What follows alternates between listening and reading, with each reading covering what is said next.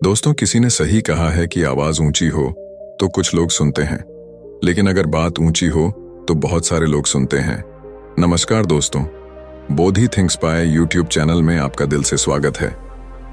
एक छोटी सी कहानी। ये कहानी एक लड़के की 24 साल का लड़का जो सेठ के यहाँ पर नौकरी करता था। उसके माँ बाप इस दुनिया में नहीं थे। जिंदगी बड़ी परेशानी में चल रही थी। वो जाता था, रोजाना पैसे कमा करके घर आता था, खाना बनाता था, खाता था, सो जाता था। एक दिन उसने देखा कि एक बूढ़ा फकीर अपनी पीठ पर 3 ठेले लेके एक शहर से दूसरे शहर की ओर जा रहा था। वह काफी बूढ़े भी थे और काफी देर से वह यूं ही सफर कर रहे थे और आखिरकार कुछ दूर और सफर करने के बाद वह चलते चलते थक कर एक पेड़ के नीचे बैठ गए। तभी उनकी नजर एक नौजवान युवक पर पड़ी जो उसी रास्ते से जा रहा था और वह भी उसी दिशा में जा रहा था जिस दिशा में उन बूढ़े फकीर को जाना था। तभी वह लड़का उन बूढ़े फकीर के पास से होकर गुजरा। इस पर वह फकीर उस लड़के से कहते हैं, सुनो बेटा, क्या तुम मेरी थोड़ी सी मदद कर सकते हो? ये ठेला बहुत भारी है और मैं बूढ़ा हो चुका हूं। मैं ज्यादा समय तक इनका बोझ नहीं उठा सकता और मैं बहुत थक भी चुका हूं। तो क्यों ना तुम मेरे एक ठेले को ले लो और मुझे उस दूसरे गांव तक पहुंचा दो। इसके बदले में मैं तुम्हें 3 स्वर्ण मुद्राएं दूंगा। वह लड़का उन फकीर की सारी बातें सुनता है और उन फकीर से कहता है, कोई बात नहीं बाबा, मैं आपकी मदद करने के लिए तैयार हूं। कहिए आपको कहां जाना है? ऐसा कहकर उस लड़के ने उन फकीर का एक ठेला उठा लिया और अपने कंधे पर ले लिया। तभी उस जवान लड़के को यह एहसास हुआ कि यह ठेला तो सचमुच बहुत भारी है। वह लड़का और फकीर दोनों रास्ते में आगे की ओर बढ़ चले। कुछ दूर आगे चलने के बाद देखते ही देखते वह गांव खत्म होने लगा और अब एक सुनसान रास्ता आगे की ओर जा रहा था। वे दोनों अपने मार्ग में मस्त होकर आगे की ओर बढ़ रहे थे। जब भीड़ से पूरी तरह से अलग हो गए तो वह लड़का उन फकीर से कहता है, बाबा, इस ठेले में आखिर ऐसा क्या रखा है जो ये ठेला इतनी वजन है? इस पर वह फकीर आदमी उस लड़के को जवाब देते हुए कहते हैं, कुछ नहीं बेटा, बस इसमें तांबे के कुछ सिक्के भरे हुए हैं, इसी कारण ये ठेले में बहुत वजन है। उन फकीर की यह बात सुनकर वह लड़का मन ही मन सोचने लगा, लगता है ये बाबा जरूर कोई व्यापारी है, तभी तो इतने सारे तांबे के सिक्के लेकर चल रहे हैं। और फिर तभी उसके मन में एक ख्याल आया कि मुझे क्या करना है। मुझे तो खाली यह ठेला दूसरे गांव तक पहुंचा है, बस इतना ही। जैसे ही उसके मन में यह ख्याल आया, उसने तांबे के सिक्कों का वह ख्याल मन से निकाल दिया और अपनी धुन में मस्त होकर वह आगे की ओर चलने लगा। चलते चलते कुछ और समय बीता और वे दोनों एक नदी के किनारे जा पहुंचे। वह लड़का हट्टा कट्टा था और काफी चुस्त और तंदुरुस्त भी था, इसलिए वह बिना सोचे समझे उस नदी में उतर जाता है, किंतु वह फकीर अब भी किनारे पर ही खड़े थे। इस पर वह लड़का उन फकीर से कहता है, क्या हुआ बाबा, चलिए आइए, हमें यह नदी पार करनी होगी, तभी तो हम उस गांव तक पहुंच पाएंगे। इस पर वह फकीर उस लड़के से कहते हैं, मैं जानता हूं बेटा कि हमें यह नदी पार करनी ही होगी, लेकिन जैसा कि तुम जानते हो मैं अब बूढ़ा हो चुका हूं और 2-2 ठेले लेकर मैं यह नदी पार नहीं कर सकता। कहीं मेरा पांव फिसल गया तो क्या होगा? क्या तुम मेरी एक और गठरी ले सकते हो? मैं तुम्हें इसके बदले भी 3 स्वर्ण मुद्राएं दूंगा। इस पर वह लड़का मुस्कुराते हुए उन फकीर से कहता है, बाबा, आप मुझे शर्मिंदा कर रहे हैं। यदि आप मुझे स्वर्ण मुद्राएं ना भी दें तो भी मैं आपका कार्य अवश्य करूंगा। मैं आपको उस दूसरे गांव तक जरूर पहुंचाऊंगा। इस पर वो फकीर मुस्कुराते हुए उस लड़के से कहते हैं, बेटा, तुम तो बड़े ही भले इंसान लगते हो। इतना कहकर उन्होंने वह दूसरी गठरी भी उस लड़के को थमा दी।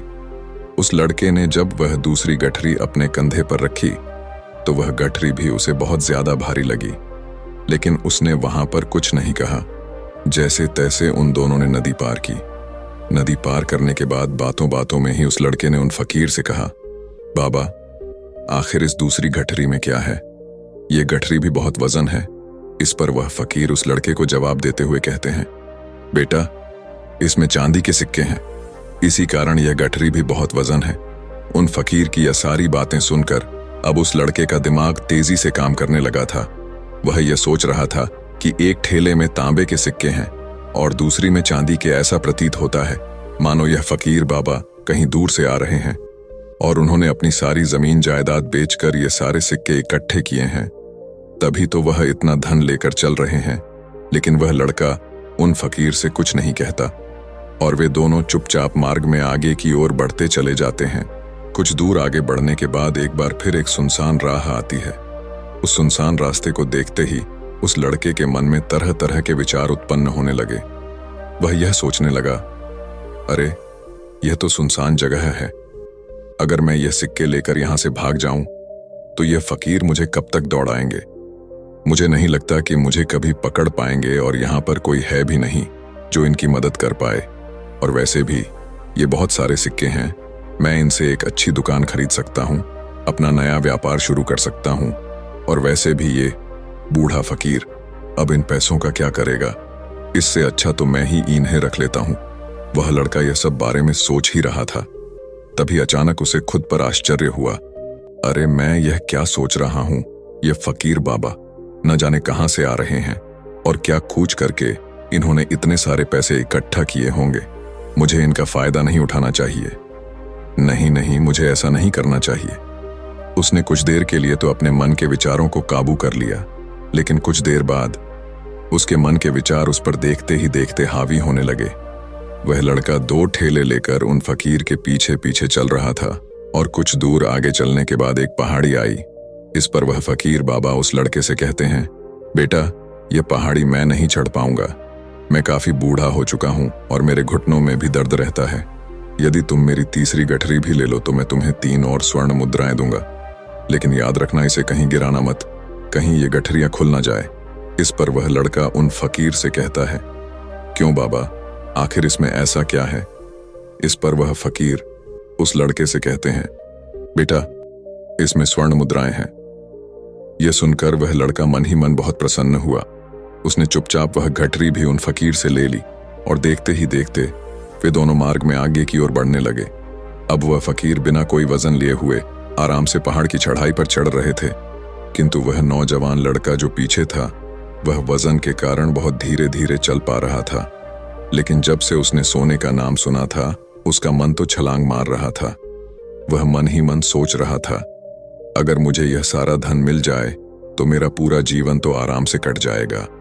वैसे भी यह बाबा तो बूढ़े हो चुके हैं, भला इन्हें इतने पैसों की क्या जरूरत है, इनका जीवन तो वैसे भी कट चुका है। मैं एक काम करता हूं, यह सारे पैसे लेकर यहां से भाग जाता हूं। लड़के के मन में अनगिनत विचार उठ रहे थे। लड़के का मन अब उसकी बुद्धि पर पूरी तरह से हावी हो चुका था और उस लड़के का मन अपनी बात को सही साबित करने के लिए उससे कुछ भी कह रहा था। और तभी उस लड़के के मन में एक और विचार उत्पन्न हुआ और अब की बार वह लड़का यह सोच रहा था, लगता है यह फकीर बाबा कोई चोर है, वरना इनके पास इतनी सारे स्वर्ण मुद्राएं कहां से आएंगे। अगर ये कोई व्यापारी होते तो भला ये इस तरह से पैदल यात्रा तो नहीं करते, और अगर इनके पास इतने सारे पैसे थे तो यह कोई ना कोई साधन भी तो अवश्य कर सकते थे।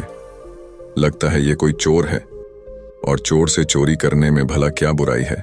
यह सोचता हुआ वह लड़का अब उन फकीर से तेजी से आगे की ओर बढ़ रहा था और देखते देखते वह फकीर से आगे भी निकल चुका था। और वह यह सोच रहा था कि जैसे ही इस पहाड़ की ढलान आएगी मैं 3 गठरियां लेकर भाग जाऊंगा। इससे ये सारे पैसे मेरे हो जाएंगे और मेरी गरीबी भी हमेशा हमेशा के लिए दूर हो जाएगी। मैं जो चाहूंगा मैं वो कर पाऊंगा, मेरे पास बहुत सारा धन होगा। और देखते देखते वह दोनों पहाड़ की चोटी पर पहुंच गए और अब ढलान का रास्ता शुरू होने वाला था। तभी वह लड़का उन फकीर से नजरें बचाकर वह 3 गठरियां लेकर भागता हुआ आगे बढ़ गया। अब उसे अपना शरीर बहुत हल्का महसूस हो रहा था, मानो उसे उन 3 ठेलों का वजन तक न मालूम पड़ रहा हो। काफी दूर दौड़ते दौड़ते किसी तरह से वह अपने आप को बचते बचाते अपने घर पहुंचा। उसकी खुशी का कोई ठिकाना नहीं था। उसने सोचा, क्यों ना मैं जल्दी जल्दी इन गठरियां में से वो सारे पैसे निकाल लूं। यह सोचकर जब उसने गठरियां खोली तो पहली गठरी में उसे लोहे से जंग भरे हुए सिक्के मिले। यह देखकर उसे यकीन नहीं हुआ। इस पर उसने फटाफट दूसरी गठरी भी खोल डाली, उसमें भी उसे लोहे के जंग लगे हुए सिक्के ही निकले।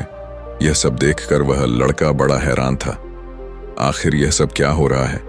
उन फकीर ने तो मुझसे और ही कुछ कहा था। अब उसने वह सोने वाली गठरी खोली और उसमें भी लोहे के जंग लगे हुए सिक्के ही निकले। यह देखकर वो लड़का बड़ा क्रोधित हुआ। उसने सोचा, उन फकीर ने मुझसे झूठ क्यों कहा? उन्होंने मुझसे ऐसा क्यों कहा कि एक में तांबे के सिक्के हैं, एक में चांदी के और तीसरे में स्वर्ण मुद्राएं हैं। वह यह सब सोच ही रहा था कि तभी उसकी नजर उस थैले में पड़े एक पत्र पर पड़ी। उसने वह पत्र उठाया और उस पत्र में लिखा था, यह पूरा नाटक ईमानदार व्यक्ति की खोज करने के लिए रचा गया है और मैं इस राज्य का राजा हूं।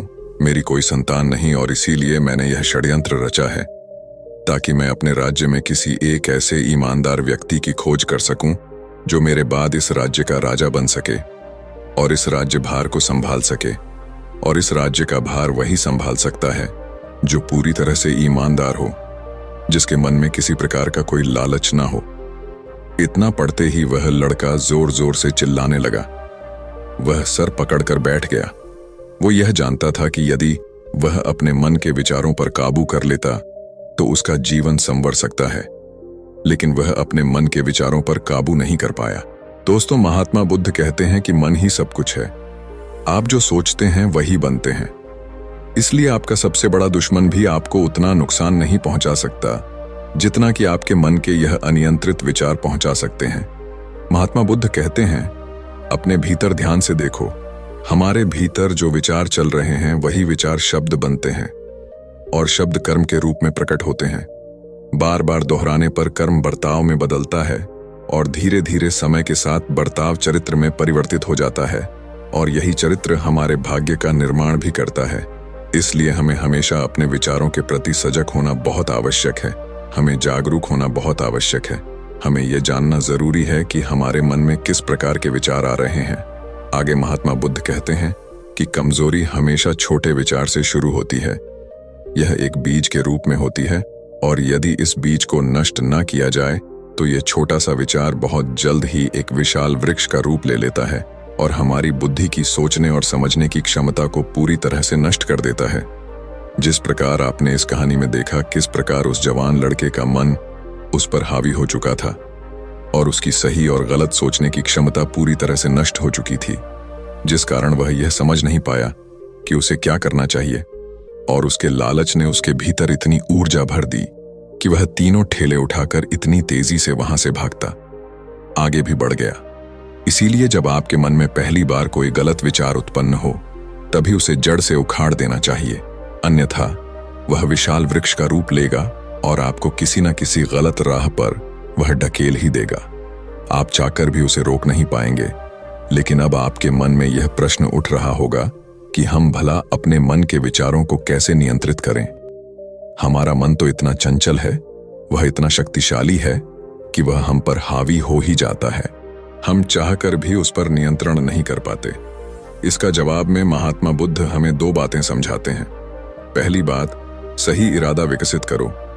कई बार आपने देखा होगा कि आपके मन में कुछ और होता है किंतु आप कहते कुछ और है, क्योंकि आपके मन के भीतर जो कुछ बसा है वही आपके मुख से बाहर भी निकल रहा है।